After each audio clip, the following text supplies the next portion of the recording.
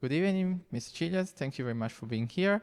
Just a few questions on South African foreign policy. South Africa has historically pursued a foreign policy of mediation, particularly in the continent. How is South Africa foreign policy evolving under the current government, and what are the key priorities for the coming years? South African foreign policy is premised on mediation, peacemaking, and and not on intervention. We also face a number of internal challenges, and given the fact that the ANC lost its majority in elections earlier this year, we now have a government of national unity, and there's been some adjustment on our foreign policy priorities.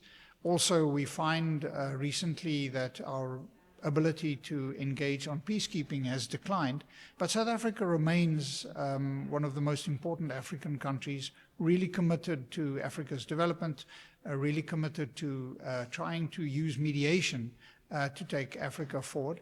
Those skills are going to be in demand with the G20. South Africa is at odds with the US on a number of areas, Israel and Morocco and so on. So it's going to be a challenge, but I'm quite sure that President Ramaphosa will manage the issues. He's an astute diplomat and negotiator. And South Africa has made its position quite clear that it's going to stand on its understanding of a global rules-based world, set out its priorities for the G20, and is going to try and stay away from becoming embroiled in the internal politics of the Trump administration. Thank you very much. Instead, talking about BRICS, how do you perceive the future of the alliance, and especially in the context of growing interest in multipolarity?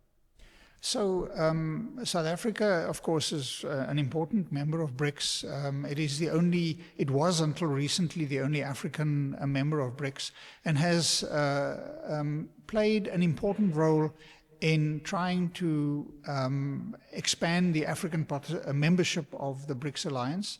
BRICS is important to understand that it is not anti-American or anti-Western. BRICS is a grouping of countries who want to see a multipolar world, and a world in which the rules of that world are set not only by the West, a more equitable multipolar world that provides space for others.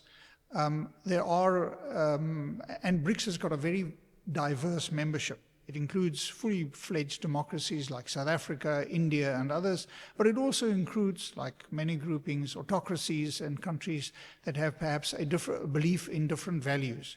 But BRICS is ultimately a club. It is a club that knows what it is against, but that struggles to know what it stands for. But what it stands for is a multipolar system, but what the content of that is, I think, is very difficult. I think, like the G7 and others, BRICS will continue.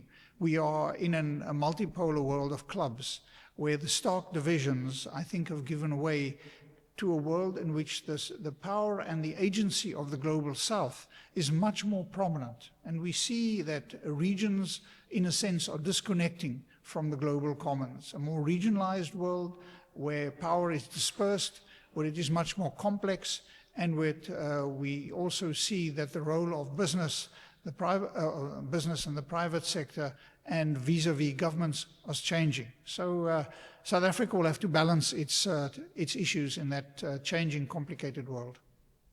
Thank you very much. And just a last question about Italy, in particular about the Mattei Plan.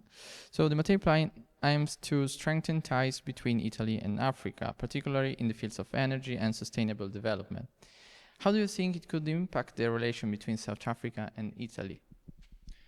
I think Africans look forward to seeing real concrete action and projects emanating from the Mattei Plan. They want to know what are the additional resources that the Mattei Plan brings. What is important is that Italy is engaging on the continent in a positive frame, and that is very important. Africa is looking for trade, it's looking for investment, it's looking for European and other partners, and the Mattei Plan can play a role. And particularly, there is concern in Africa about what is the implications of the shift towards more right-wing policies in Europe. And therefore, the Mattei Plan was an important demonstration that there is still an engagement from a country, an important country like Italy on the continent. And the priorities of the Mattei Plan align very clearly with those of the Africa Union's Agenda 2063 and the demands on the continent. So I think we're now looking forward to seeing practical projects and the implementation of the plan. Thank you very much. Pleasure.